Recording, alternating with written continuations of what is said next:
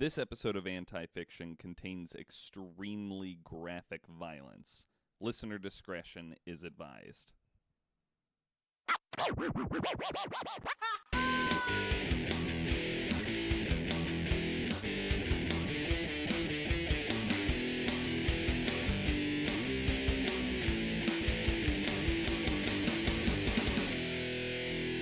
Welcome to Anti-Fiction. This is a weekly nonfiction podcast where each week I, Christian Yates, choose a topic, and then I invite two guest hosts to come and talk about that topic. My guest hosts this week are Murderino Andy Mattingly. Yay, thank you. And, because we all need it, psychologist Jeff Purvis. I am here to analyze all of you. Thank you. We're all on a list now. So our topic this week is serial killers.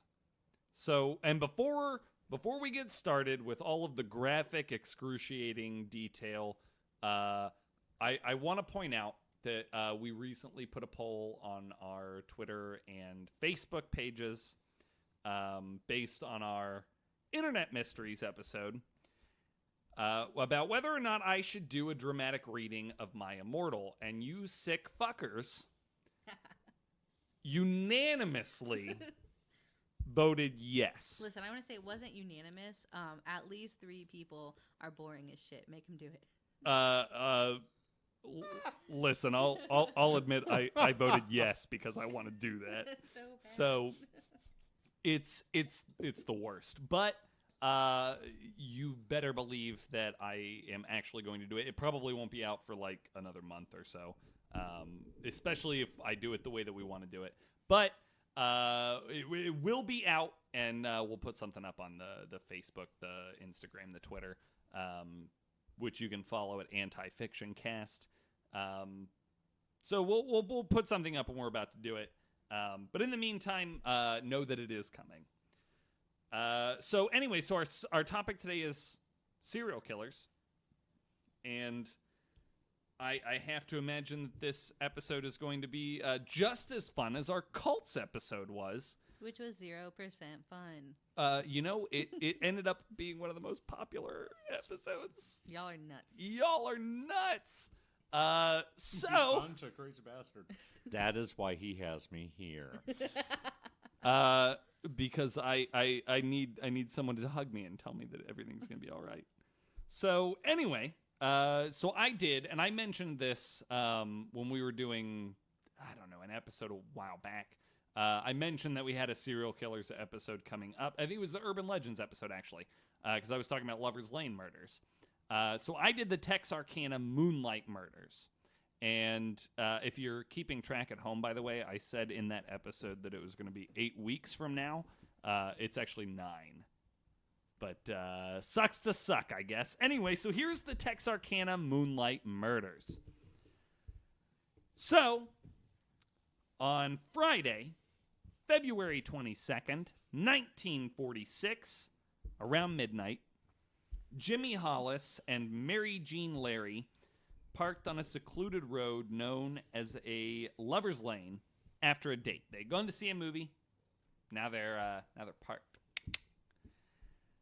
And around 10 minutes later, a man wearing a white cloth mask with eye holes cut out appeared at Hollis's driver's side door and flashed a flashlight in the window, which Hollis thought was a prank. Can we give out confirmation that was not a member of the KKK? We're fairly confident. Fairly confident. And okay. and I've got that kind of white. And I've got you that. You said mask, not hood, right? Correct. All yeah, right. it looked like a pillowcase, is what they said. It looked like a pillowcase. Okay, over you're this not dude's raising head. the bar from KKK. I'm just putting that out there. Right, he was more poor than the average Klan member. Correct. Yeah. Well, no. He was a poor man's Klan member. Listen to this though. Maybe he was more rich because he could afford to cut eye holes in a goddamn pillowcase. He was like, "Fuck this pillowcase. I'm not using it for anything else. Another one that I can use. I'm gonna use it for my murder spree." So he shines a flashlight in. Hollis thinks it's a prank, and he says, "You've got the wrong person." To which the man responded, Hold on. Wait. Sorry. One more thing. Have you ever been pranked and been like, "Oh, you didn't mean to prank me, silly"? clearly fool. you're meaning to prank some other person. I wish. I Once, understand. Common mistake. It happens all the time. I wish once during The Office, Dwight was like, "Oh no, not me. Prank Oscar." You must have meant Oscar for this prank. I'm sorry. Keep going. Screw The Office is like an episode so- of Punk'd. Oh, shit, my bad. We didn't mean to tell you your family was dead. We meant to tell that guy over there. So the man responded, "I don't want to kill you, fellow, so do what I say." Hollis and Larry were ordered out of the car, and the man ordered Hollis to, quote, take off his goddamn britches. After he complied, the man struck him twice in the head with a pistol. Oh my God, that is not. Does he not know how to work a gun? Evidently not. That is not the first That's thing not I how would Let that me tell works. you, this first story, the gun will not be discharged once. Wow, I just feel like if you're using a gun, there's a much more efficient way. Listen, if you're trying to threaten and intimidate rather than kill, because he said, I don't want to kill you. I don't. So he's just trying to threaten and intimidate. Well, I just feel like most serial killers or any killer. I mean, they're not gonna walk up. Listen, to you if you're gonna kill somebody, gotta you tell don't 'em. do it by hitting them with the gun. You do it by shooting them with the gun. It's Damn just him serial for not killer being 101. efficient. Well, I just mean he was like. Hey, he's conserving ammo. I'm not gonna. What It's I meant 1946. We've just gotten out of the war. Ammo ain't cheap. I just meant Oh, that saying I'm not gonna kill you. Right. I mean, maybe he was lying. So His that- morals are loose. He's about to kill someone. it just struck me. I should point Because out, if someone tells you, I'm not going to kill you, you should think that you could trust them. Right. You should think that, damn it, if we can't trust somebody who tells us, if I was having dinner with my mother and she was like, "I'm not going to kill you today," you I'd be should like, think you can "Obviously." hope that. You can just, you know what? I can take you at your word. I didn't think earlier you were going to kill me, but now that you mentioned it, I'm a little. Maybe you're going to kill me. I'm a little concerned. At least you're thinking about it, which is too much. That's more than I want to be involved in. So it occurred to me, I did not set the scene for where this takes place. Texarkana is the name of two cities on the border of Texas and Arkansas. Okay. Oh, okay. So they're like sister cities, right? It's Okay. Texarkana, Texas, Texarkana, Arkansas. That is so cute.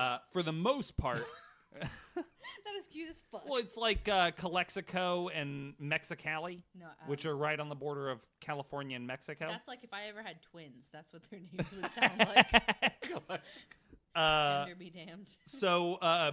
For the most part, this takes place in Texarkana, Texas. Okay. Well, that changes but everything. the investigation did later expand into so both of the counties, the Texas county where the murders were actually taking place, and then also the county in Arkansas where which was also containing Texarkana. Okay. Both of them were involved in the investigation later, but. So he got struck in the head with a pistol twice, and then Larry said the noise was so loud that she had initially thought that he had been shot, when in fact it was his skull fracturing. Oh shit. Uh, Oh my god. So she's Yeah. she pulls out Hollis's wallet, shows them that they have no money, thinking that it was just a robbery, right? Here, take it. Hey, you want my money? You go get it. Street smarts. To do it after the first person dies. So she does that, and then she gets struck with a blunt object. And then she's ordered to Because obviously he's pissed that they have no money right. at this She's point. like Right. he's like, God damn it! That's what this whole thing was about. So she's struck with a blunt object, falls to the ground. The assailant orders her to stand, which she does, and then he tells her to run. When she responded, so she takes off running. Yeah, obviously. And then spots a parked car down the road. And there's nobody in the parked car, but the assailant is there already. What? Keep that the fuck in mind. I have a conspiracy theory about Who the Oh fuck my is God. she running from? Jason Voorhees? What the Right. shit? Right? Is she running from Nightcrawler from the X-Men? X-Men? Right? So he's there, and he's like, what the fuck are you doing? And she's like, you told me to run. He calls her a liar and then hits her again, What? right? Holy shit. So If you can't trust your serial killer, who the hell can you trust? he hits her anymore? again, knocks her down, and then sexually assaults her with the barrel of the gun. Oh my god. Yes. Well, see, that just makes him an asshole. That's Yeah. That's what it boils down to at that point. So after the assault, she flees on foot, and she runs a half mile to a nearby house, she's like trying to flag down cars. She's ignored, but she is finally able to awaken residents at the house that she runs to, and the police are called. Meanwhile, Hollis has regained consciousness and managed to flag down a passerby. Oh damn! And his girl left him. Well, he told her run, and she ran, and they got called a liar. The implied was, "Don't run, save me, you bitch." Also, she thought he was dead at this point. Listen, In all fairness, yes, she thought he was a Yes. corpse. So I'm going to be honest with you. If that happened to the two of us, Christian, even if I thought you were unconscious, I'd be like, I can't carry him. I got So Hollis flags down a car. The car leaves him there and then drives to a funeral home where they then call the police. Shit. Bowie County officers arrived at the scene like 30 minutes later, but the assailant had already left. Yeah, it's been fucking 30 minutes. Right? Jesus. Larry was hospitalized overnight for minor he's not a head very wounds. good serial killer. Not great. Larry was hospitalized overnight for minor head wounds, while Hollis was hospitalized for several days because his fucking skull was fractured. But both survived the attack. Hollis and Larry gave conflicting reports to law enforcement as to what their attacker looked like. Larry claimed the man was wearing a white bag over his head with cutouts for the eyes and mouth, and that she could see under the mask that he was apparently African American. Hollis alternately claimed that the man was white, around 30 years old, but conceded he could not distinguish his features as he had been blinded with a flashlight. They could both agree that the assailant was at least 6 feet tall.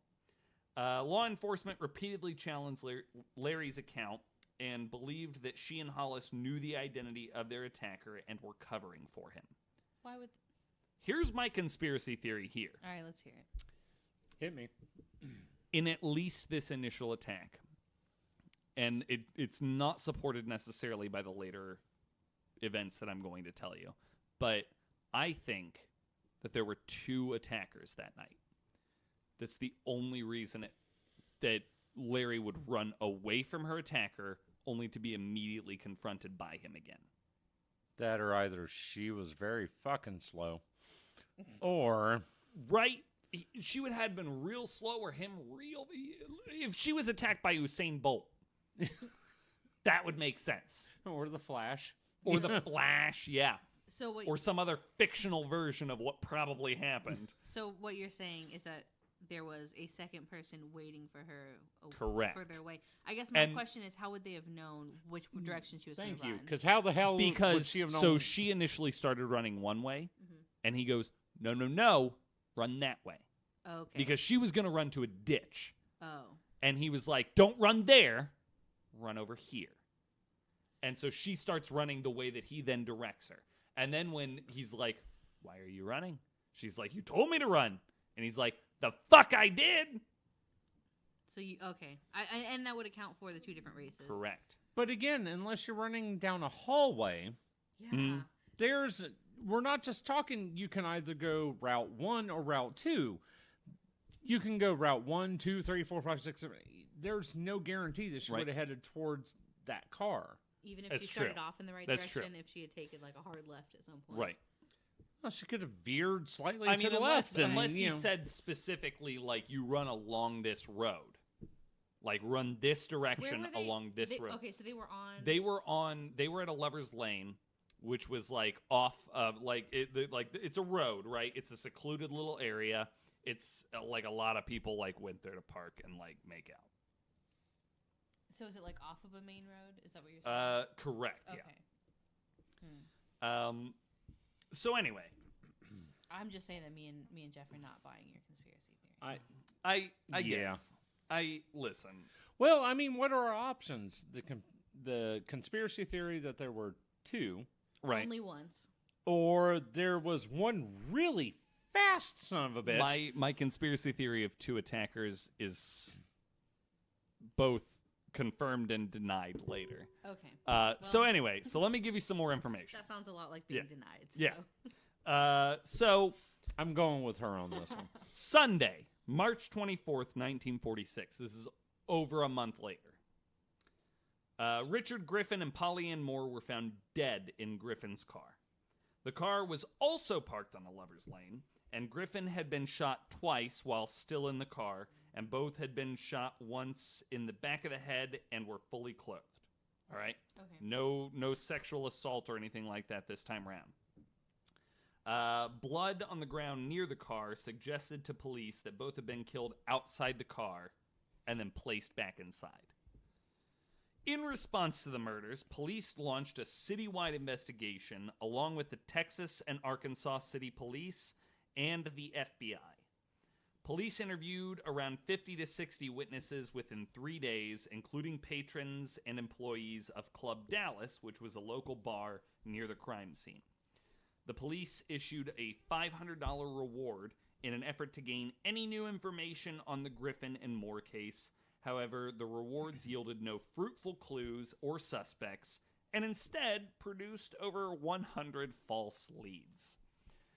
Jesus. So they had just anybody coming in like, I got some information, you got $500. Like, they got every idiot. I hate every person I've ever. Right? Thank you Yep. so much. I appreciate that. Both of you sit in that for a minute. Well, listen, I've literally never met you before, so. For this moment, I have no idea.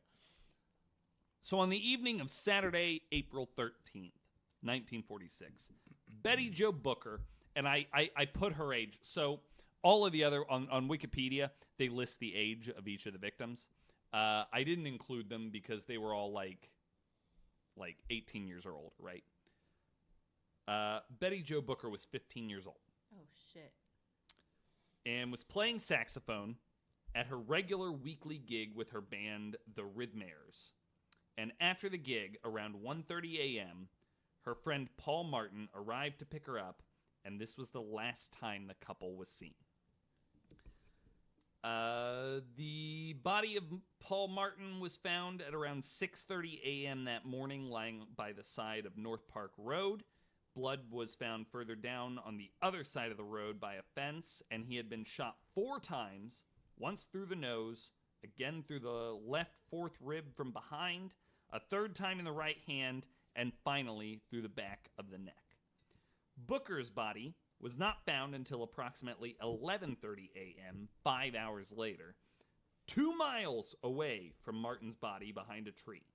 Booker had been shot twice, once through the chest and once in the face, and the weapon used was the same as in the first double murder, a .32 automatic Colt pistol. Law enforcement were unable to locate Booker's saxophone at the crime scene. That's going to become important here in a second. I was like, that's something I wouldn't have thought about. That sounds very specific. Then. A reward fund exceeding $1,700 was accrued for information leading to the person or persons responsible in the Griffin Moore and Martin Booker murders. Rumors circulated through the area, with one rumor suggesting a local minister had turned in his own son as a suspect in the Martin Booker murders. On April 18th, Police Captain Guns Wallace issued a statement to the public during a press conference assuring the public that the murderer had not been caught and that rumors circulating among the public and the newspapers, who had by this point dubbed the killer the Phantom Killer, were, quote, a hindrance to the investigation and were harmful to innocent persons. On April 27th, a man was arrested in Corpus Christi, Texas, for trying to sell a saxophone to a music store. Oh, no. Was it hers? The man walked into the store without an instrument and asked if the salesperson would like to buy an Alto Bundy saxophone. The girl told him that she would need to speak with her manager, to which he replied, "What do you have to talk to him for? You work here, don't you?" The girl claimed that the man seemed nervous, and he fled the store after they contacted police. The man was arrested 2 days later after purchasing a .45 revolver from a pawn shop. Although no saxophone was found in his possession, the police found a bag of bloody clothing in his hotel room. Oh, God. And the man claimed the blood was from a cut he had received on his forehead in a bar fight. What?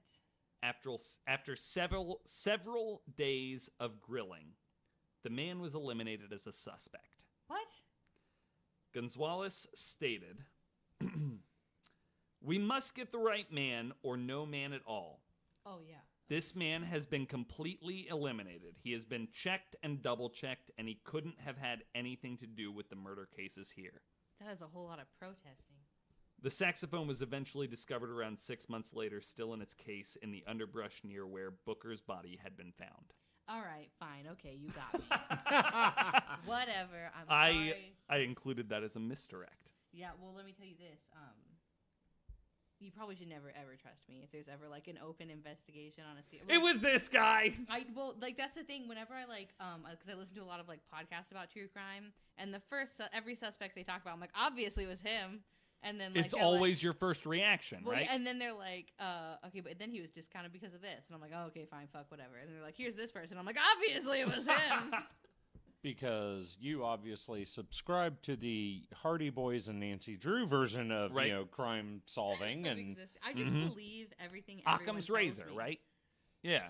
I believe everything anyone tells me. And I'm like, there's no reason for you to lie to me. Not even for the jokes. Right. Okay.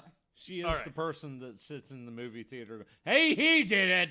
Right there! It was the butler! Listen, it's always the butler. I'm shocked by every twist in every movie ever. I'm like, what? That's why I love watching movies with you.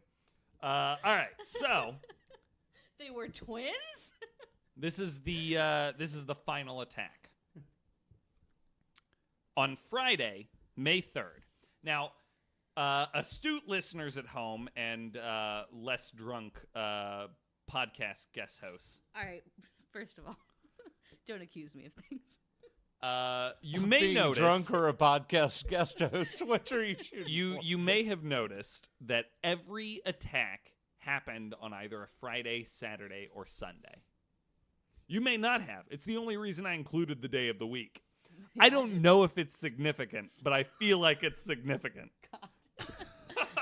Shit, I can't kill you. It's only Tuesday. Right, I'm the naive one. It Christian's works a 9 to 5. The overly overthinker conspiracy theory one. Yeah. So Friday, May 3rd, Virgil Starks, a farmer and welder, was in his home on his 5-acre farm almost 10 miles northeast of Texarkana. His wife, Katie, gave him a heating pad for his sore back, and he sat in an armchair in the sitting room.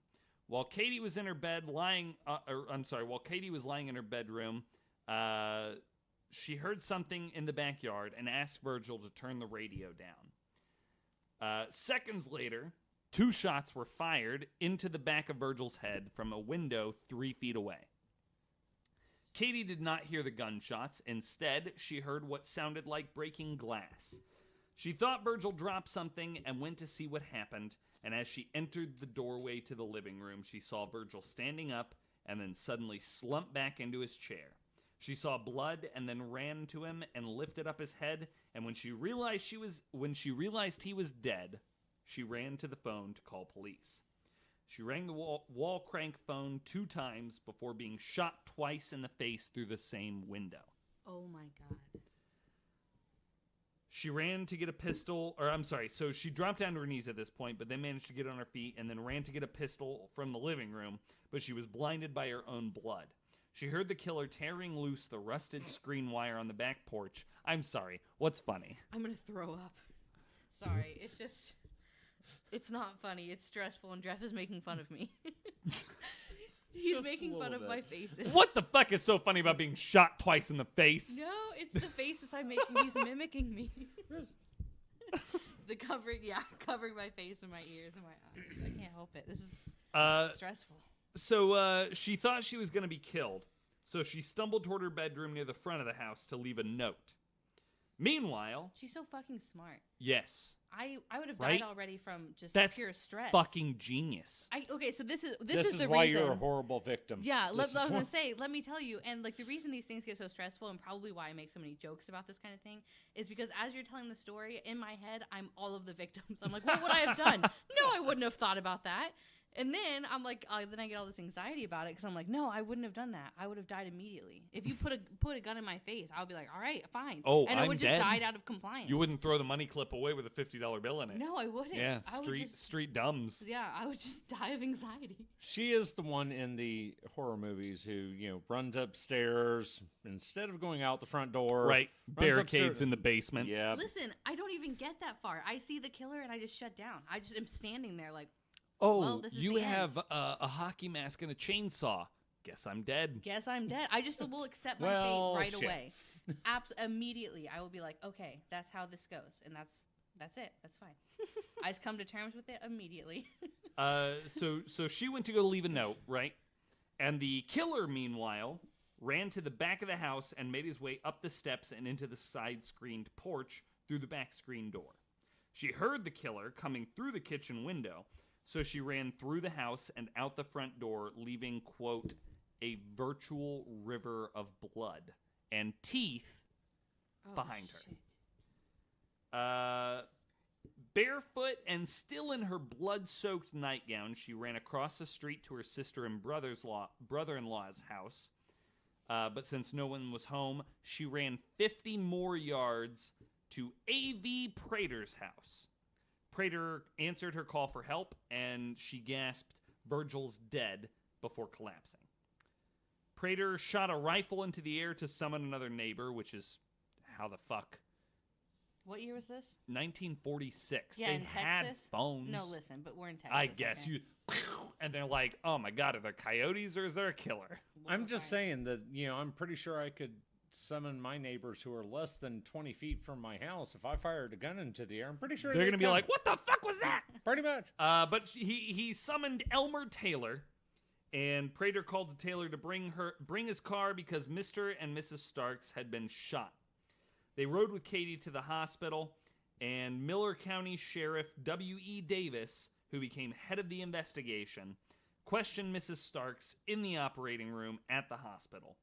The news was printed on the front page the next morning, reading, "Murder rocks city again, farmer slain, wife wounded." Okay, but she makes it. She made it. She survived. What a fucking badass. But never actually saw the killer. She only ever heard the killer. That's fine. It is interesting to note, as of November of 1948, 2.5 years after this attack happened, police no longer think that this has anything to do with the Texarkana Moonlight murders. They don't think that was they don't think that was the same person? Even though everything else about it, including the flashlight later found at the scene, matched every other part of the MO. Why? What is their reasoning? First of all, it was 10 miles outside of Texarkana. And it wasn't like a lover's lane. It wasn't a lover's lane. It was a couple, but it wasn't like it was a. But they married weren't. couple. They weren't parked somewhere. Right. Every other attack happened when they were in a car somewhere. Yeah, I guess I could see why they think that. So as of November of 1948, they discount this as having any connection. According to Wikipedia, it is still attributed to this killer, though. I would trust Wikipedia with my life, though. So. as would I, as I have copy and pasted most of this information from there. Oh my god. Right, this is the first time I've relied on copy and paste for the entire story. Really? I may or may not be connected to Wikipedia right now. So Well, I was gonna say. That's the Mike Yates approach. Yeah, usually what I do is I have I write everything out that I want to say, but then I keep the websites I got it from or the articles I got it from up, so that way I can refer back to them. If I'm like, well, at the time I didn't think that was important, but now you're asking about it, Right. So then I go back and look to see. So throughout the investigations into all of these attacks, almost 400 suspects were arrested. Damn. Only one arrest had any merit to it at all. Officer Rookie Max Tackett realized His name was Officer Rookie. I was just about to ask it was a the rookie same thing. rookie officer. Right? Okay, gotcha. Maybe I wrote it in the wrong spot. Officer, rookie. Yes. He very new to the force.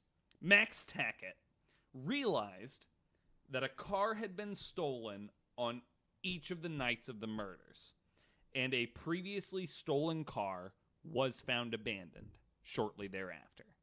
Wow. Right? Which apparently nobody had put together until this kid. So on June 28th, 1946, Tackett found a car that had been reported stolen in a parking lot. So he staked it out and ended up arresting a 21-year-old woman.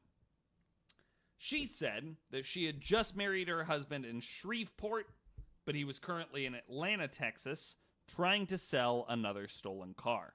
Homer Carter, chief of police in Atlanta, Texas, told Tackett that a man had tried selling a stolen car to one of his citizens. Tackett asked the citizen if he would recognize the suspect, but the man said he would not. Tackett noticed that the citizen had a distinct look, which included a cowboy hat and boots, which I feel like in Texas is not a unique look. But okay. Like here in Dayton, Ohio, we'd listen, be like, I remember that guy. Here in Texas now, probably not. I don't know. In Texas in 1946, listen, I've seen the show Dallas. They all wore cowboy hats and boots. I have to imagine everybody in Texas was wearing cowboy hats and boots.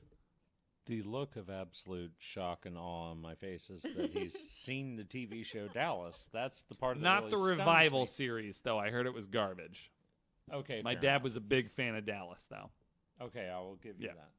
that. So anyway, so he realized that while the citizen might not recognize the person who sold him the car, the person who sold him the car would probably recognize this citizen.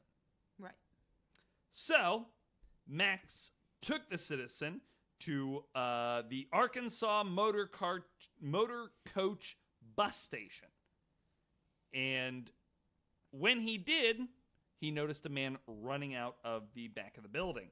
He chased after him and caught him on the fire escape, and the man, U.L. Sweeney, would not talk, but his wife Peggy confessed in great detail that he was the Phantom Killer and that he killed Betty Jo Booker and Paul Martin. Oh my gosh.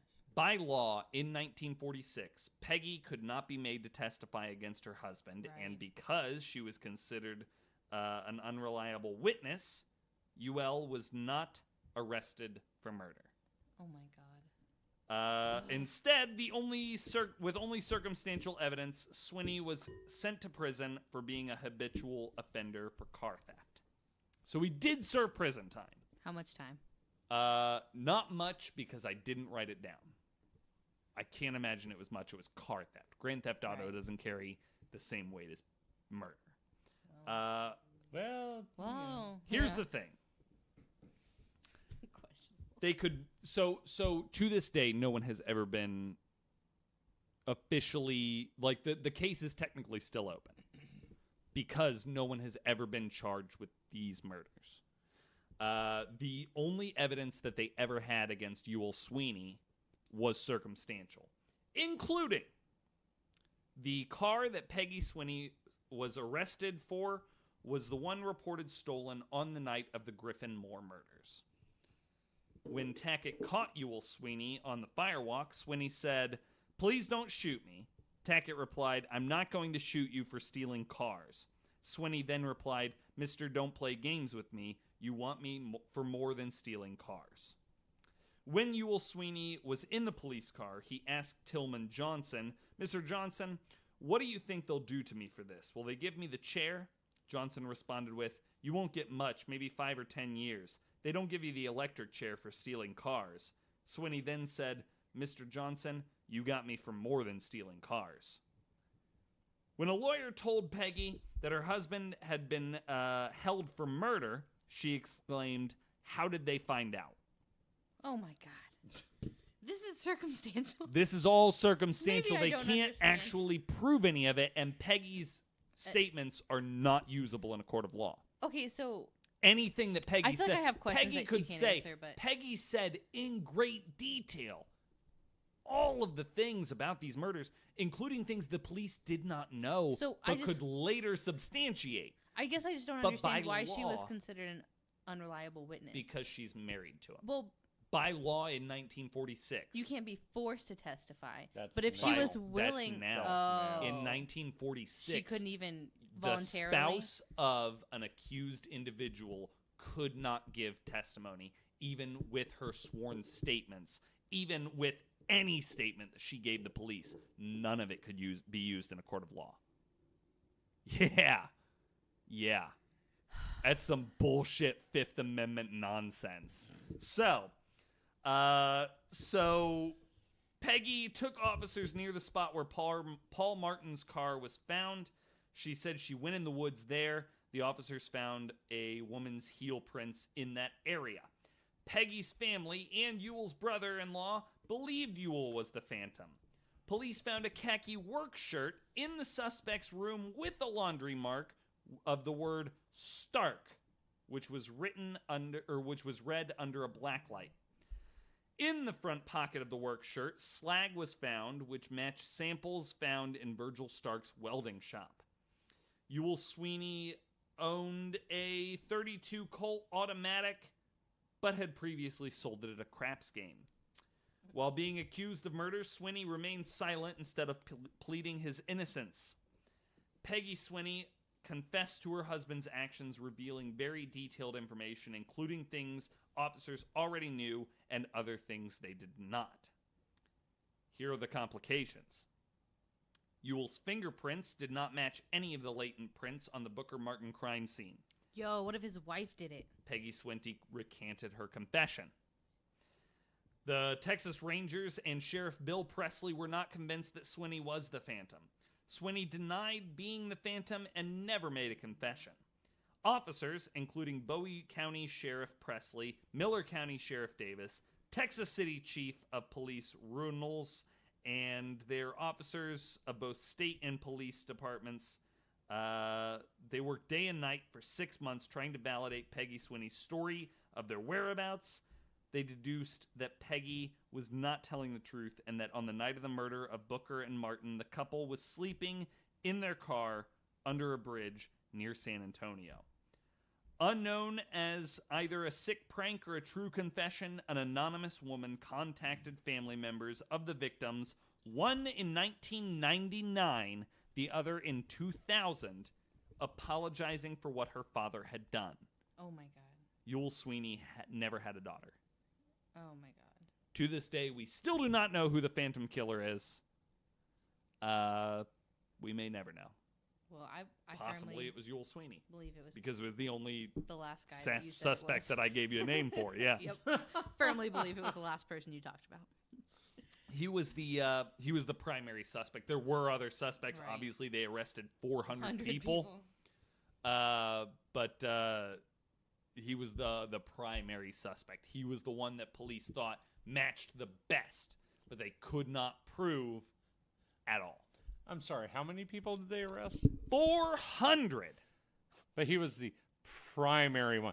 You know what? We're gonna those other 399. Let those were 'em just a head sit. fake. Let them sit a minute. They know what they did. But anyway, that's the story of the Texarkana Moonlight murders. Jesus. That's what I got. Well, Alrighty. thanks for that. You're I don't know welcome. why I agreed to do this episode. I'm depressed now. I knew this was going to happen. How do you make the idea of serial killers lighthearted? There you go. Well, I I don't don't know. know. I don't know. You can't, obviously. I mean, you can try. We're trying right now. Oh, I will give it my best shot. All right, so Jeff, you have selected a story that is fucked up. You said. I would say so.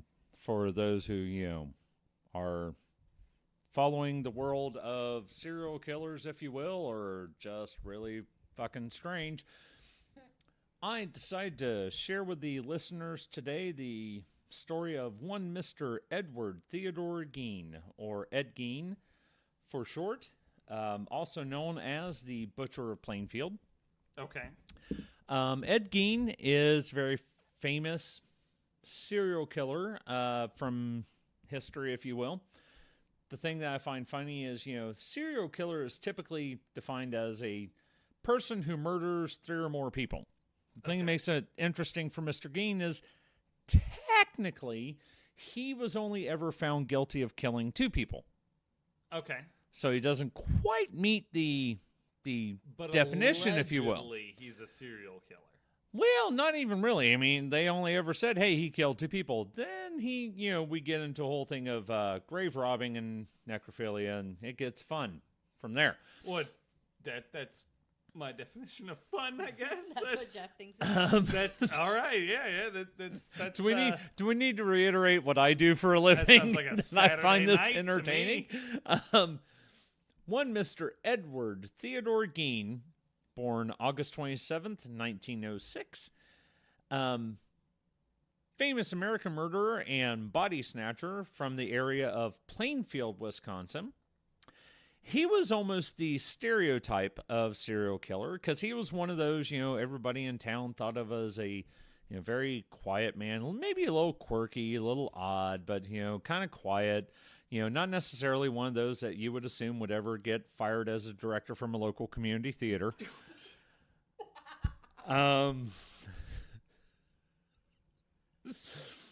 Just, one of those, kind of oddball characters that you would never expect these sorts of things. Well, it's never from. the one you expect, right? No, not at all.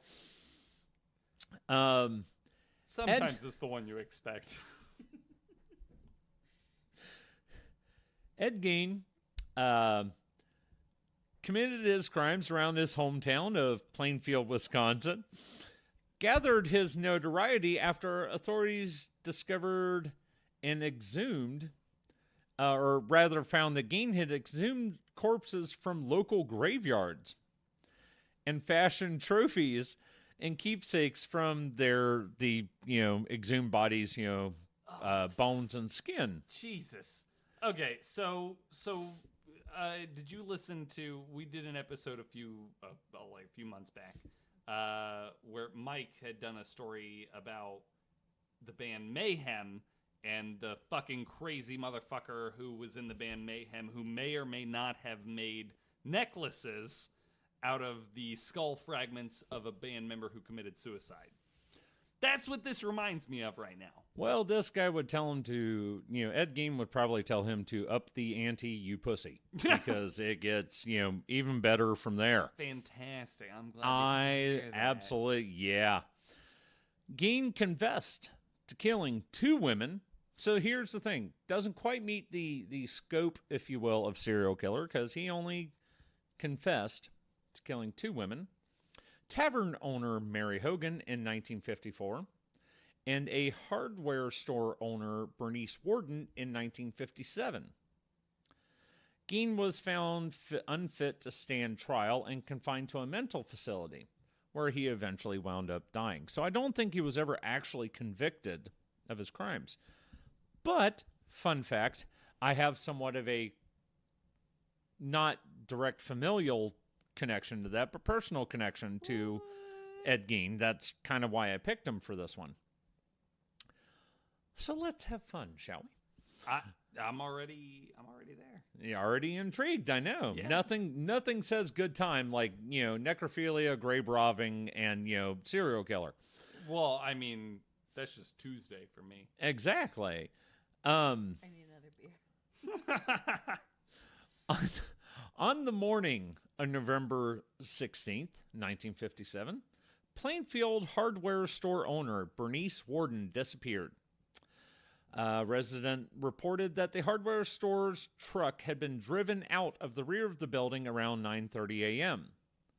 The hardware store was then closed the entire day, which was kind of weird. It was never, closed around that time, especially since this was during deer hunting season. It should have been opened all day. Right. Bernice Warden's son, Deputy Sheriff Frank Warden, entered the store around 5 p.m. to find the store's cash register open and blood stains on the floor. Frank Warden told investigators that Ed Gein had been in the store the evening before his mother's disappearance and that he would return the next morning for a gallon of antifreeze. Sales slip for the antifreeze was the last receipt written by Warden on the morning she disappeared. On the evening of the same day, Gein was then arrested at a West Plainfield grocery store, and the Washura County Sheriff's Department searched the Gein farm. This is when things get fun. Okay. Fun being a relative term, obviously. The Sheriff's Department discovered Warden's decapitated body in a shed on Gein's property. Oh, fuck.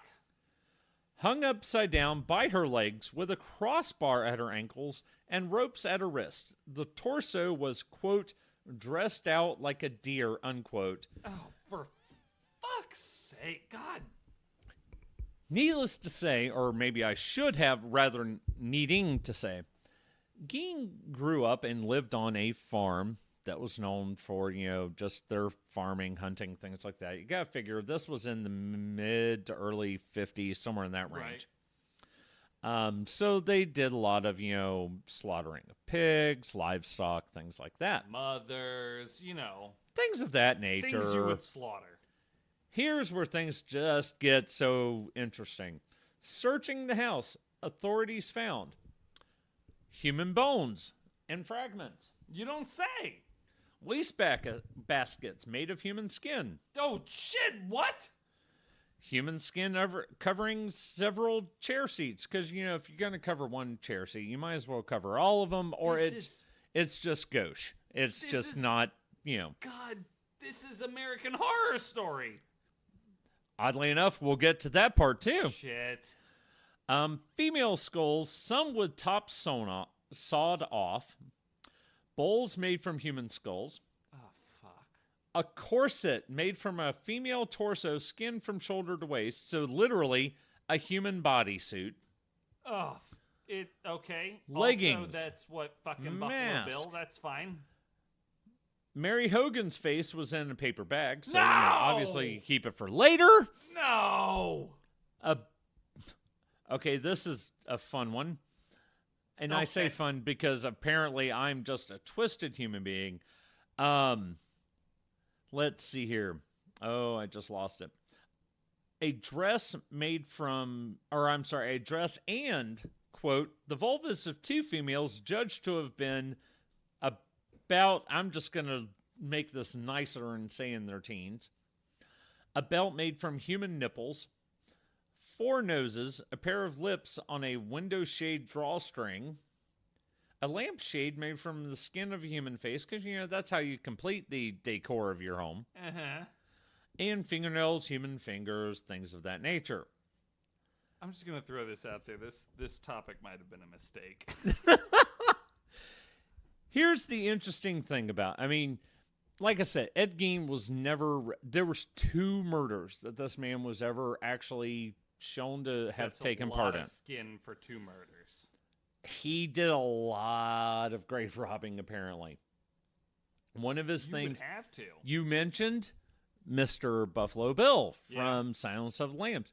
Ed Gein has actually been used many times in pop culture.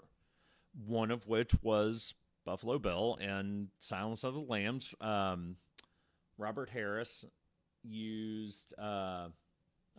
Thomas Harris used Ed Gein as a source material, if you will, for the character of Buffalo Bill, because one of the things Ed Gein had basically been found to be doing was creating a suit of human skin. He had been grave robbing cemeteries for a while. There's theories that he may have killed his mother and things of that nature. He kept his mother's body, a la Robert Bloch's Psycho, who also used him as source material. All right. Had kept his mom's taxidermied corpse in his house. So very, very strange and twisted man. This was, like I said, in the mid-50s. So this was stuff that was never heard of before. Nobody knew what to make of this stuff, things like that. Ed Gein, ruining America's innocence one corpse at a time. Exactly. To incorporate some of the other, just a little quick, in pop culture, how many times he's been referenced. Robert Bloch used him as source material for his novels in Psycho. Loosely adapted into a number of different films, one of which was the movie Ed Gein in 2001. Hitchcock used him as source material for Psycho. Rob Zombie used him as some source material for House of a Thousand Corpses and Devil's Rejects. Leatherface was loosely based on him. Buffalo Bill was loosely based on him. And the character of Dr. Oliver Thredson, a.k.a., I believe it was Bloody Face, from the second season of American Horror Story. Oh, we just watched that. Yep. I didn't even make the American connection. Horror Oh my Story God. Asylum was based on... He had a fucking lamp made out of human. How did you not know. make the connection? I didn't even think about it. was one beloved Ed Gein. Shit. Ah. I had referenced, a somewhat personal connection to him, the reason being, as I said earlier, Ed Gein was found incompetent to stand trial because apparently this man who had managed to float so seamlessly through society, at the time of arrest and trial, they decided, wow, you were such a new level of batshit insane. We can't even take you to trial for this. So they put him into the psych ward. Let me see here. I've got the exact name of the... shoot. I think I know exactly what we need to put in the pre-show Disclaimer. warning, but He was sent to... I need to look it up here because I kind of lost it. On November 21st, 1957, Gein was arraigned on one count of first-degree murder and pleaded not guilty by reason of insanity. Gein was diagnosed with schizophrenia, found mentally incompetent, and thus unfit for trial. He was sent to the Central State Hospital for the Criminally Insane, a maximum security facility in Waupun, Wisconsin, and later transferred to the Mendota State Hospital in Madison, Wisconsin, where eventually he passed away from natural causes, from cancer, from a lifetime of smoking, things of that nature, heart failure.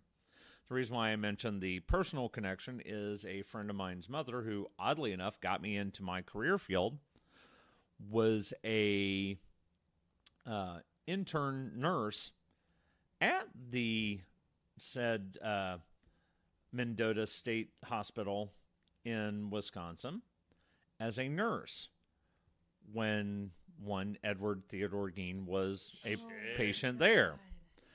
I asked her about him. I was like, "Oh my God, what was he like?" Sitting there thinking, "Oh my God, this guy must." She said, fucking nuts. She said, actually, it was kind of funny because here's this person. She had grown up in Wisconsin. She was from Wisconsin. Here's this, essentially this, devil incarnate that she had been grown up to expect, and Right. it was actually part of her. In processing into the hospital, they're like, okay, we have obviously the, a couple of famous, or if infamous, if you will, patients here, not the least of which is one Ed Gein, blah, blah, blah. They had to sign disclosure statements, say they would never talk to him about his crimes. They would not try to, it was when she started there, it was right about the time, like the first couple of books about him were released. So they were not, if they were found, the employees, if they were found to have any of these books in their possession at the hospital, they would be fired on site. Yeah. Because they were not allowed to ask him for his autograph and things like that. She said, actually, he was a kind of a nice little old man who would walk around the mental ward talking to his little transistor radio. Sometimes They had he no might say, batteries. hey, nice skin, but other than that, Things like that. perfect gentleman. Oh, she said, there was a couple of times he would comment on how nice her complexion looked, and she'd get a little creeped out, oddly enough. You got great skin for lamp making. Anybody ever tell you that? It's very thin. Light shines through it nicely. It's but this was the lovely and well-known Mr. Ed Gein, who has been used as a source for so many different serial killers in our society. Shit. Aren't you glad you have me on this show for bringing up the really fucked up, portion of society? I'm almost not glad I started this show.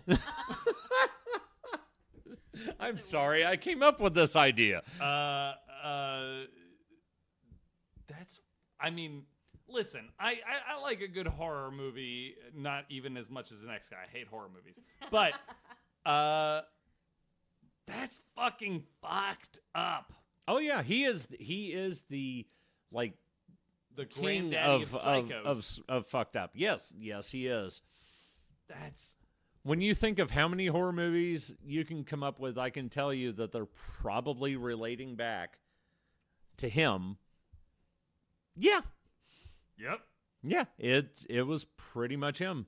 You had mentioned the one group, the speed metal group Slayer. Their song "Dead Skin Mask" is about him. Mm. They even use his name and all in the song. And it was about how the theory was he would put on argue, this. I think Jeepers Creepers would Potentially. in Jeepers Creepers it was a demon collecting skin, but he was collecting skin. Right, yeah. And you could make the And at argument end, for Ed Justin Gein. Long's face is just there, and then the demon is wearing Justin Long. One of the if you Spoilers listen for Jeepers Creepers, but you've had 17 years. If you listen to the song "Dead Skin Mask," it talks about how he used to put on this woman's suit and go dancing in the moonlight. I hate this. Yeah. Sleep well, everybody. You ever dance with the devil in the pale moonlight? Is your name Ed Gein? Yes, this would be him. Probably the most twisted of American serial killers ever to have existed would be one Edward Theodore Gein. Well, thanks, Ed Gein, for inspiring a topic on today's show. So, Andy, what have you brought to further depress us? All right, well, I went a little bit of a different route. Oh, good. Yeah. So, obviously I'm still going to talk about a serial killer, Oh, good. but it's an unsolved string of serial killers. So I'm going to talk about a few notable people who were accused of being the Zodiac killer. Nice. I guess I just wanted to say notable specifically because when I kind of got the idea for this, I was trying to find a comprehensive list of everybody who's been accused of being the Zodiac killer. So many. And what I learned is most people in Northern California hate their fucking fathers. And so everybody accused their dad of being the Zodiac killer. So I love the Zodiac case. It's that and Jack the Ripper, I think, are the two cases that got me into true crime at all. Because I watched the David Fincher film Zodiac. Right. And also read Alan Moore's From Hell right around the same time. And between those two, that really got me into true crime in the first place. So I love the Zodiac case. Love is such a strong word. You're weird. I love in the same way that Jeff And loves. I was criticized for sharing about Ed Gein. In the same way that Jeff loves Ed Gein. Fair point. Yeah, no, I think that that is true of a lot of people. I think because it's unsolved, and so there are so many schools of thought about who did it and why that person did it and whatever. So I think that is I think that's common that the Zodiac case is what gets a lot of people sort of into true crime. Is if it wasn't There's if a it lot of wasn't room to true, speculate. yeah, if it wasn't true, I think it would be a very popular like murder mystery book. You know, if it was something Right. like that, yeah. If Agatha No, I see what Christie you. wrote it. Right, yeah. Okay, so just in case somebody doesn't know who the Zodiac Killer is, I'm not going to super go into it because I just feel like there have been movies and books, and especially with the Golden State Killer getting caught recently, the Zodiac Killer has gotten, you know, can he be caught in the same way and that sort of thing. So I feel like everybody's knows the case. But if you're not at all familiar, a very vague overview is that the Zodiac Killer, so he was in Northern California. He killed between during the 1960s and the early 1970s. Of course, it's unsolved. Nobody knows who did it. But he murdered confirmed 5 people and injured 2. The death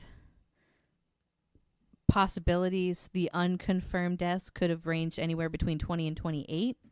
Because he claimed a lot more. Claimed that they couldn't prove. 37. So Yeah. he claimed 37 killings.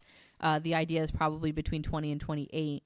Only 5 deaths are confirmed. 2 injuries are confirmed. So that is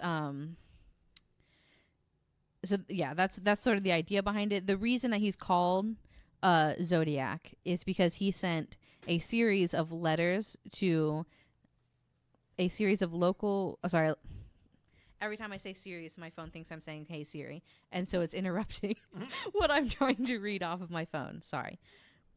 Of letters to the press, the San Francisco Chronicles actually is who I think is specifically, yes.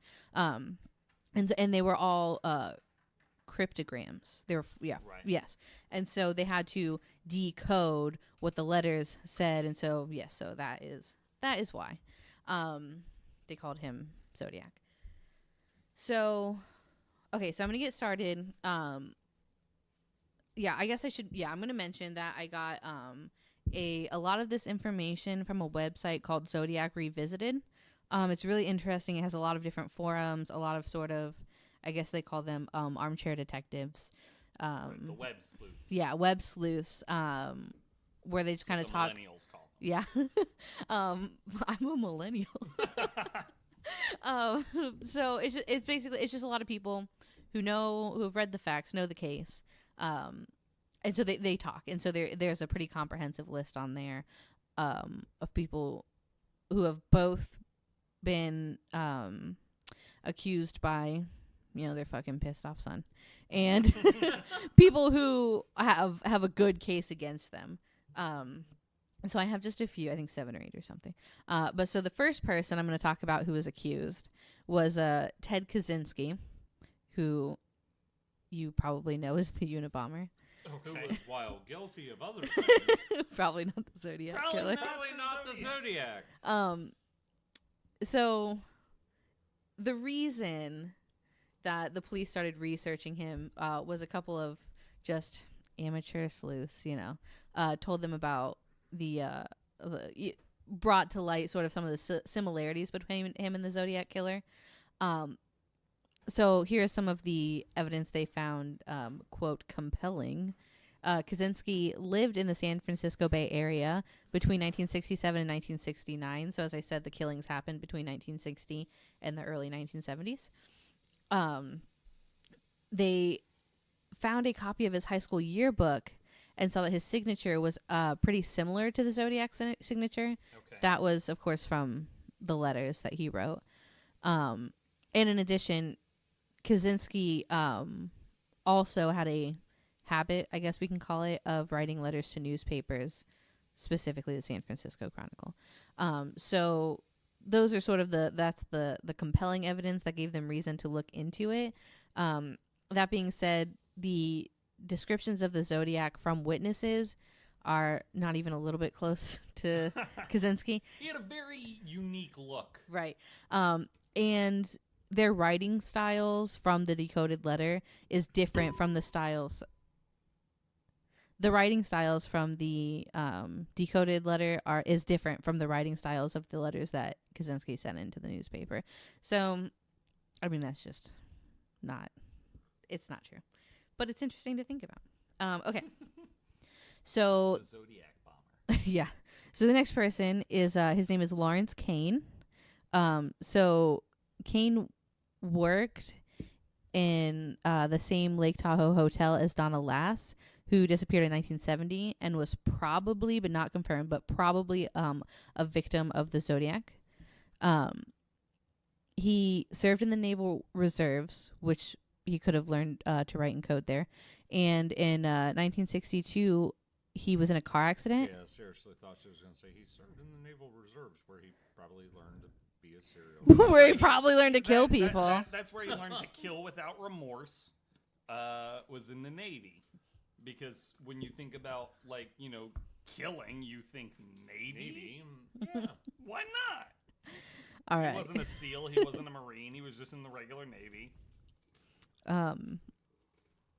Yeah. So, and then in 1962, he was in a car accident that left him with a brain injury that, and I want to stress this, could have not confirmed or just maybe compromised his ability to control urges. Ooh. Control urges. Right. Such as murdering people. The worst X-Man ever. I wouldn't have gone out and killed all those people, but I got in that damn car wreck, and I just thought, you know what? Couldn't stop myself. Shooting people sounds like a great idea. But for real though, because there was that one guy who he was a railroad worker and ended up with a railway spike in his frontal lobe. I do not know what you're talking about. But And then it was removed, but they had to remove his frontal lobe. Oh no. And then completely altered his behavior. Well, yeah. That the idea of the lobotomy, severing the frontal lobe from the rest of the brain, significantly changes the personality. Mm-hmm. The frontal lobe controls impulse. Correct. So, theoretically, somebody could have bust into the house of this railroad worker and been pointing a gun at him, and he'd be like, "Hey, what's going on? How's things? What's up? What's good, my brother?" And then the guy shoots him, and he's like, "Oh no, why'd that happen?" Because he has no idea what's going on anymore. Listen, I just want to say the funniest thing ever just happened, where Jeff, who has extensively studied this sort of thing, said the frontal lobe controls impulses, and Christian said, "Correct." Good job of you for knowing that. Good job, yes. That was the funniest I shit. fought the urge to go, no shit. That was Imagine that. I got that shit right. That was great. That was amazing. All right, where was I? Okay. I have no formal training in this subject, but you are correct. That was great. Whatever you say is correct. You're the expert. Wonderful. He did have a criminal record though. In 1961, he was arrested for peeping. And in 1968, he was arrested for prowling, which I assume are official terms. I don't know if I can know. Probably. God, yeah. Looking for the legal term for What is that? I don't know. Tomming, I think, is the legal term. Unwanted optical observation. I don't know. It just seemed a little, I don't know.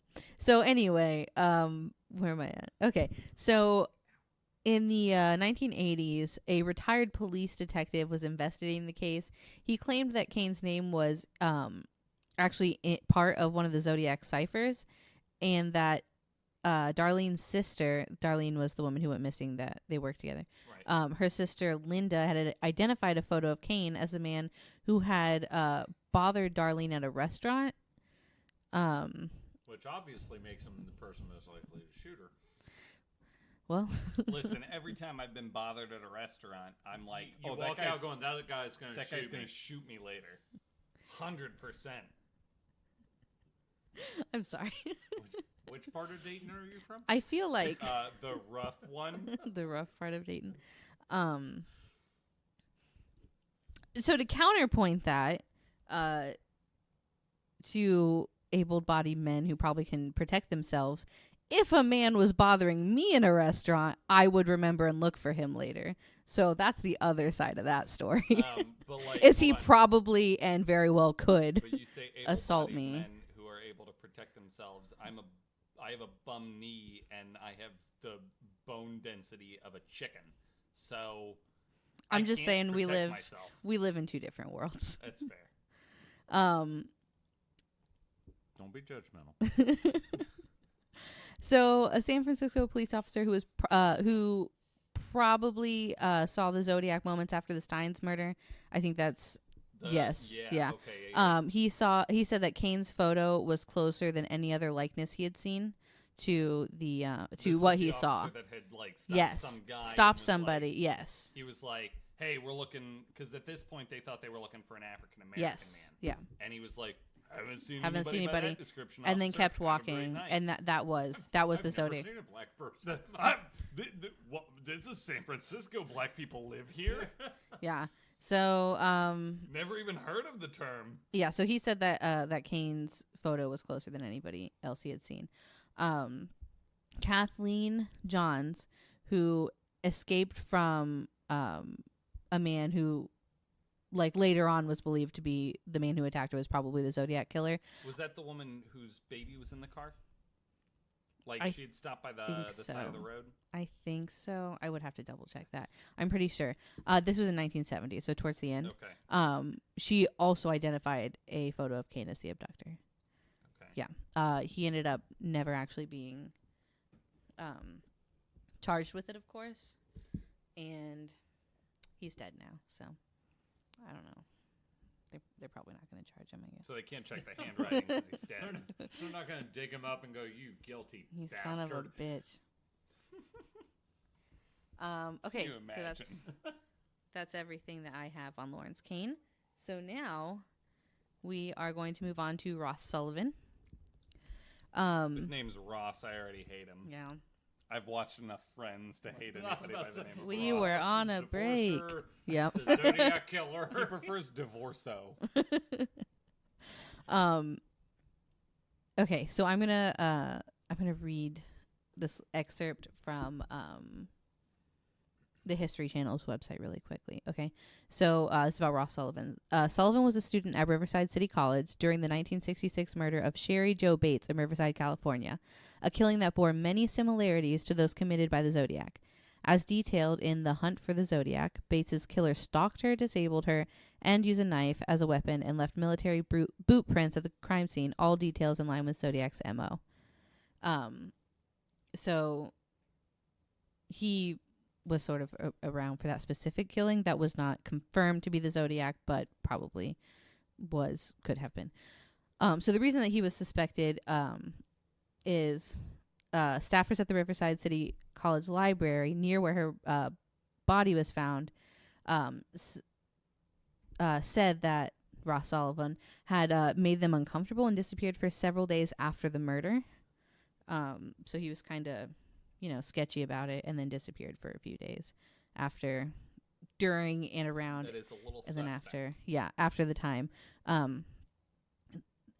So I wasn't there for the time of the murders. Am I a suspect? That is highly suspect, I mean, Jeff. maybe. Listen, Now that I'm on comes the up list. later. You don't even have to be alive when these happen to be a suspect. That'll happen later. He also sported a crew cut and glasses similar to the composite sketch of the Zodiac. This is going to come up several times, not just in the people I'm talking about, but other people that you can read about. That is not, in this time, a unique look. The Crew you cut with those weird ass glasses. mean? That was the look, yeah. So it's not. If you were a man, you kept it in the high and tight. Yeah. Yes. He moved to Northern California in 1967 and was hospitalized several times for bipolar disorder and schizophrenia. Don't flip me off. I also. Hey, look, we're not saying that's what caused the Zodiac killings. We're just saying it's a factor that we have to. Listen, like I've said in previous episodes, I've known lots of people who have, bipolar and other disorders that never killed anybody. That you know And of. to my knowledge, you've never killed anybody. Unless Mutilation Man was a documentary. I died. I didn't kill. I died. Maybe it was a documentary reenactment in which the You played one of your Mutilation Man victims? himself, A little bit of yes. projection there. Okay. He's playing you, and you're playing one of your victims. I'm just saying, I don't have enough evidence to confirm nor deny. I hope that his meows are showing up on this. Dumbledore is getting very restless and does not appreciate that we're ignoring him. Yeah, this is Draco's nicer twin. We're recording at Jeff's house today, so Jeff's cat is on location. Oh yeah, deep in the heart of Loveland, Ohio, which was featured on episode 10 of Anti-Fiction. Fun fact. Frogman. Yeah, Frogman. Oh my God, I forgot all about that. Yeah. Mm-hmm. So watch out. Part of that episode too. No, not that one. The cryptids? No. You were on Urban Legends. Yeah, that's what you're So the last things about Sullivan is that he wore an army jacket and military-style boots, like those left at the footprints at the Lake Berryessa. Berryessa, is that how you say it? Stabbings. I'm sorry. This article, there were two articles that I flipped back and forth while I was like doing some research, and they kept calling people who know a lot about the Zodiac killings Zodiac buffs, and I think that's the weirdest. Like history buff. There's Zodiac buffs. I just think that's weird. I don't know. What do you prefer, zodiologists? I don't know. I don't know that I have like a preference. That's just funny. In all fairness, the term Zodiac buffs just puts a picture in my head of like naked people at a computer going Zodiac killer. Yeah, no, same. I just creeping me out. I don't hold them in a position of authority. Thoughts of the Zodiac killer himself. Yeah. So Zodiac buffs. Also, a lot of them will mention the fact that his letters mention the Mikado by Gilbert and Sullivan, which could be a reference to Sullivan's name. That seems a little far-fetched to me, but I don't know. Yeah, that's a little on the nose. Make of that what you will. Now, I've done theater. Although his letters did say if you deciphered them, that you would discover his identity. Right. So maybe it's not on the nose. Maybe yeah, that's I mean, what he meant. but several names have sort of been. I've done. They said Kane was in there. I've done theater for a number of years, and God knows I hate Gilbert and Sullivan, and I don't know if that's the same one, but it's never made me want to kill people. Never made me want to kill people. The Pirates of Penzance have never said, I've never watched it and gone, God damn it, I need to kill the person right next to me. I'm gonna be honest. I've had the different effect from Gilbert and Sullivan, but I've never actually done it. Understandable. Yeah. Yes, I will give you that. Yeah. I'm sorry. Andy is so sick of our shit. What am I fucking? Okay, so we're next person. Arthur Lee Allen. That name doesn't ring a bell. I thought Christian would be like, "Oh, okay." Rings a bell. Yeah, I was like, I'm really very nothing. Excited. I'm like, this is the most important one for me. This is the most I'm important one for waiting you. on the edge of my chair right now. I mean, okay. Tell us about Arthur Lee Allen, and then let me tell you my conspiracy theory. All right, But you're wrong already. I'm not. Okay, so Arthur Lee Allen was in Robert Graysmith's book, and the 2007 movie Zodiac was the prime suspect of the Zodiac killings. He was questioned by police in 69 and 71 after a friend told authorities, quote, Allen had talked about wanting to kill people and secure a flashlight to a firearm, as the Zodiac did, end quote. He wore a Zodiac branded watch. The side eye, as you said, end quote. Here's the prime suspect. Yeah. Christian decided he wanted to put a flashlight on a gun. Yeah. That makes him the Zodiac. Maybe. Okay. Well, Sure. listen. Why the hell not? Allen wore a Zodiac brand watch, owned the same caliber gun used in one of the Zodiac shootings, and told police the bloody knives in his car were used for killing chickens. He was... Because, when you're slaughtering chickens, you often carry your shit in your car.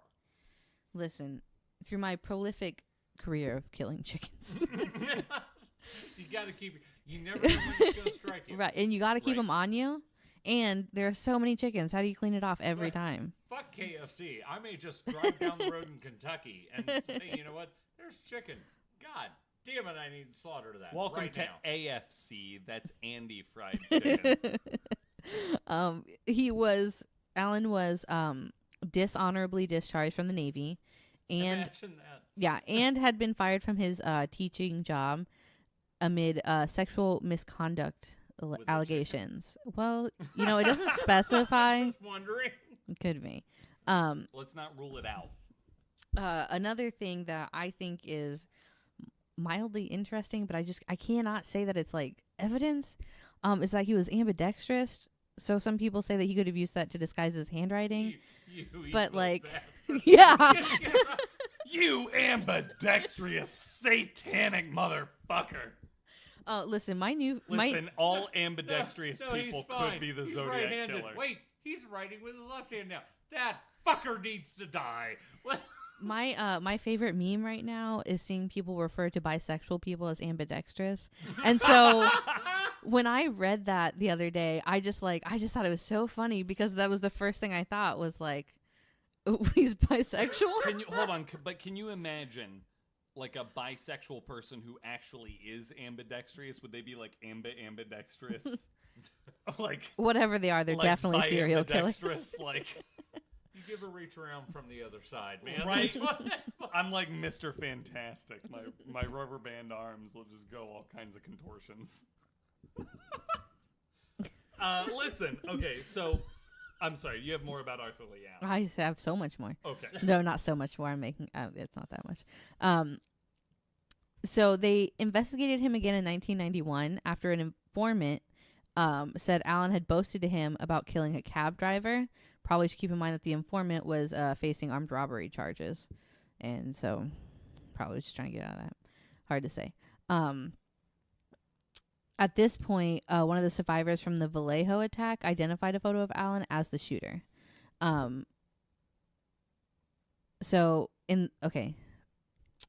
This is not true. So this is something to say.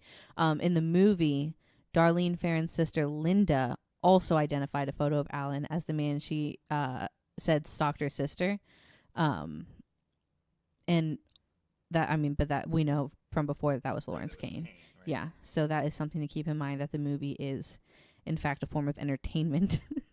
So don't take that as facts. Listen, they take the facts and then they tweak them to make it line up more with the narrative of the story. Right. They didn't have time to interview all of these suspects in the film. It's only 2.5 hours. Tweak them, chuck them right out the window. Whatever Also you're fair. looking for. Yeah. So here's why he was ruled out. This is a quote from one of the detectives. Allen seems like a good suspect as long as you only get information from the people who think he's guilty, which is sort of how the movie was based. Yeah. This guy's guilty as long as you ask the people who think he's guilty. Right. So Allen didn't match witness descriptions of the Zodiac. His fingerprints didn't match those found at the crime scenes. His palm didn't match one found on a Zodiac letter, and his DNA didn't match the DNA profile from the saliva on the envelope. So forensically, no. But a lot of people want right. He ruled out everything. Possible thing. I think this is where we're gonna get into Christian's conspiracy theory. They searched his home twice, no incriminating evidence. Police had him write letters with both his right and left hand, and neither matched the Zodiac's. Christian, do you want to talk about how you think there are two Zodiac killers? Okay, that is exactly what I think. Okay, listen, my idea, my conspiracy for the Texarkana Moonlight murders is really spawned from my conspiracy about the Zodiac, because when I read the story of the Texarkana Moonlight murders initially, I was like, oh my God, just like the Zodiac case. What I think is, because the handwriting did not match Arthur Lee Allen, right? Okay. But it did match someone he used to work with at the theater. So Arthur Lee Allen used to work at a theater where they screened The Most Dangerous Game, which was Arthur Lee Allen's favorite book. Okay? He used to work at that theater. He loved that movie because he loved that book. And he mentions The Most Dangerous Game in some of the Zodiac letters. And the person who did the movie posters for that theater, their handwriting did match the Zodiac letters. It was the closest, at least, that investigators had seen at any point since.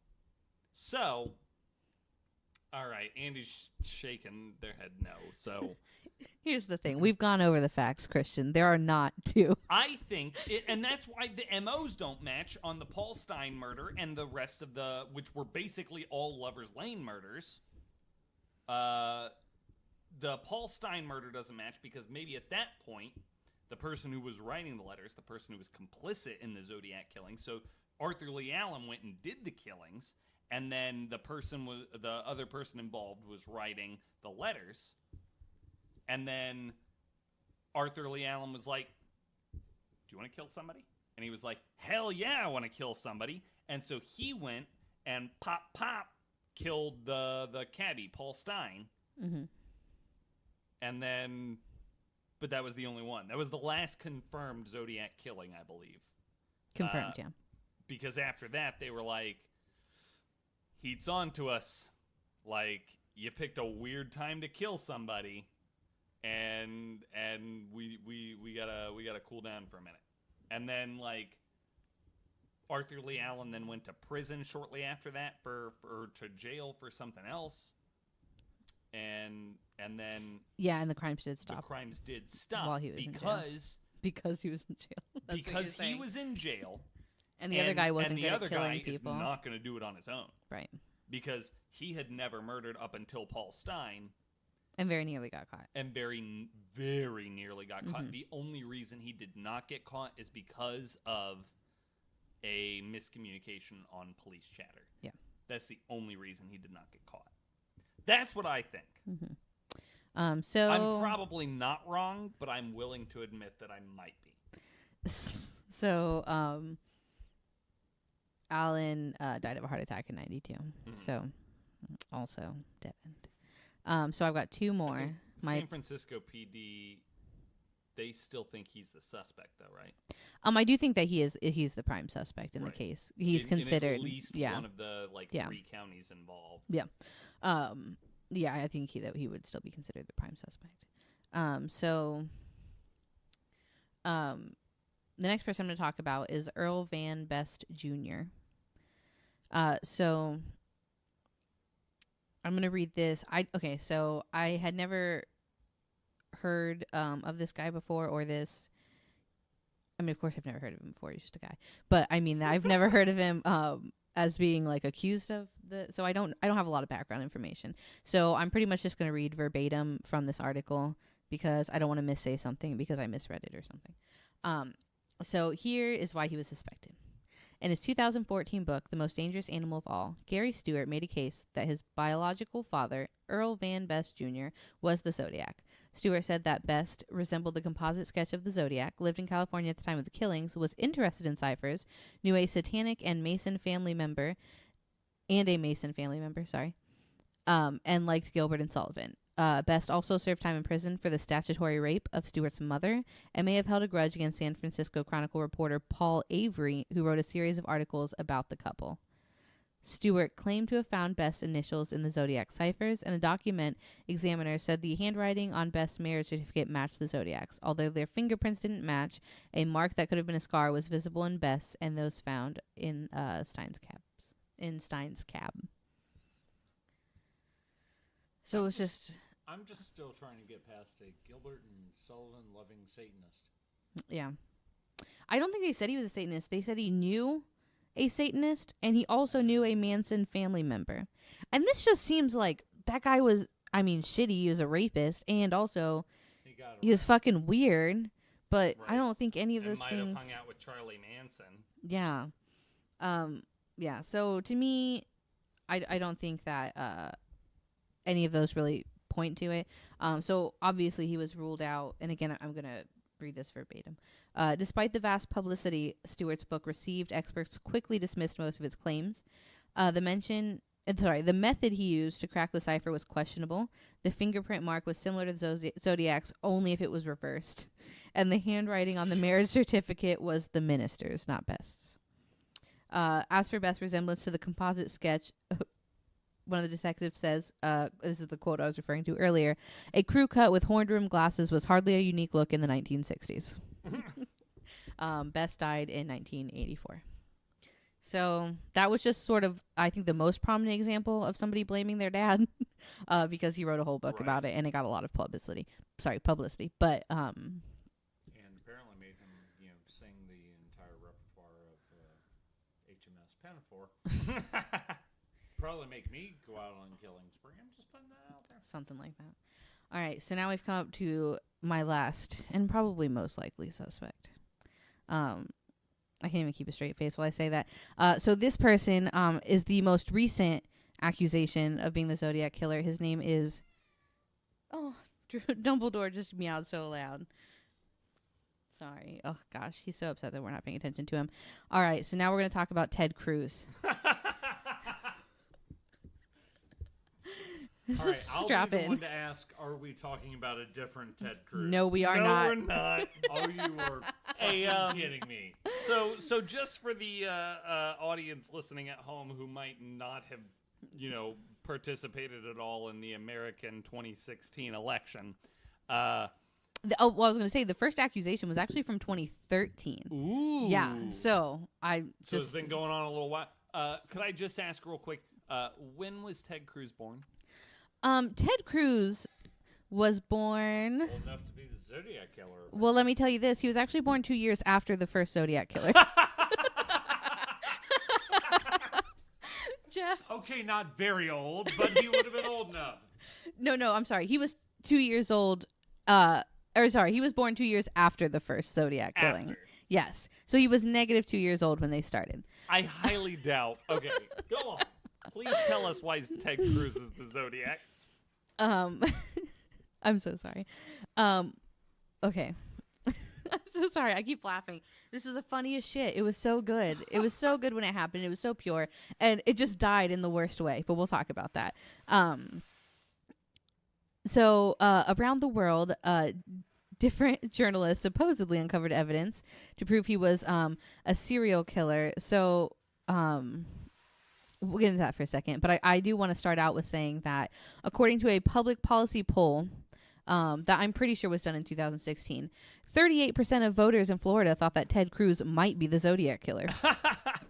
10%, only 10% were very sure that he was. 28% were just not sure. Jeff left. Out. Done. Jeff can't do this. So, yes, only 28% were not sure if he was the Zodiac killer. I'm not sure. When was Ted Cruz born? When were the Zodiac killings and when was Ted Cruz born? I don't know. Maybe he might have. I'm not sure. So there, his biggest, of course, reason for being innocent is that he was born 2 years after the Zodiac killings began. That's But- circumstantial at best. But to use Ted Cruz's own ideas against him, he could have faked his birth certificate. oh, So got him. Long form. yeah, it is sort of How old is Ted Cruz really? right. An anti-fiction special report. Yeah, we might go. No, we won't. It's crazy. Okay, here's. Okay, so the idea about him being a serial killer, obviously, of course, is a joke. That dude's fucking weird. Okay, Right. He's just weird as shit. Like, you just listen to anything he says that he thinks he sounds personable, and It's like Mark Zuckerberg. he's an testifying before alien. Congress. Yeah, he's this. This man is so weird. Okay, but this was from US Weekly. He did a sort of 25 things you might not know about me thing that was just Right. fluffy and interesting. One of the things One of those 25 being, I may be the Zodiac killer. Or better. One of them being, this is a quote from him: "When I'm away from the family in Washington, D.C., my dinner is a can of soup. I have dozens in the pantry." That's a fucking weird thing to say. The phrase, "I have dozens in the pantry," sounds a lot like something a serial killer would say. Okay, wait a minute. All right, I'm gonna have to bring this one up. I have a lot of soup in my cabinet. That's a very serial killer thing. to No, I'm say? sorry. What he said was, "My dinner is a can of soup. I have dozens in the pantry." He said that as a thing to relate to the masses. Everybody also, likes soup. listen, What the that's hell not are you true. looking for? That guy's weird as shit. So I absolutely would recommend going on Twitter and looking at the hashtag Ted Cruz Zodiac. It's fucking funny. People much funnier than me have come up with much funnier things to say about it. But the meme did actually officially die when, as I guess Ted Cruz would probably call it a joke. As a joke, he replied to a tweet about him with a picture of one of the Zodiac letters. And I guess he thought that was funny. I don't know, Ted. Yeah, I guess you can't really be in on the joke when one of the jokes is, of course this is absurd. He's not the Zodiac killer. But if he was, nobody would be fucking surprised. People are very positive that Ted Cruz is capable of murder. And then he's like, I'm not the Zodiac killer. Here's a picture of the Zodiac letter to prove it. Yeah. I'm just saying he may or may not have, lampshades made out of Right. human skin. Yeah, no, that's what I was about to say. He's like, I'm not Ed Gein, but here's my lampshade made of people to prove it. Yeah. It's one of those. Now, I'm not saying I'm Ed Gein, but have you ever seen me and Ed Gein in the same room? No, you haven't. I'm just putting that out there. Yeah. So, as of right now, I consider that most likely. Naturally. I'm all about making fun of Ted Cruz. For anything. Have you seen that, I think it's like a GIF of somebody at one of his rallies holding up a sign that says, yeah it's him and Kevin Malone. Yeah. And he's like, what's the truth? The disappointment on that man's face. All around me. Yeah. Every time. Listen, fuck that guy. Well, hey, thank you guys for being on the show today. Absolutely. I'm glad I'm never that we ended coming back. on a lighthearted note. I was glad to fuck it up in the middle. There we go. And it's fine because I was afraid that it was going to be like our cults episode, where every story just got Worse and worse. Worse and worse. It was like, hey, 39 people died here, and then, oh, hey, 900 people died here. I'm glad that it didn't end up like that, you guys. Thank you for being on the show. Listeners, you can check us out at Anti-Fiction Cast on Twitter and Instagram. Andy runs those now, so they're much more entertaining than when I was running them. You can also email us with any stories that you want us to talk about, or themes that you want us to do, or comments, questions, concerns, conspiracy theories. If you think that Ted Cruz is actually the Zodiac killer, email us and let us know. That's antifictioncast@gmail.com. And thanks again, guys, for being on the show. We will see you next week.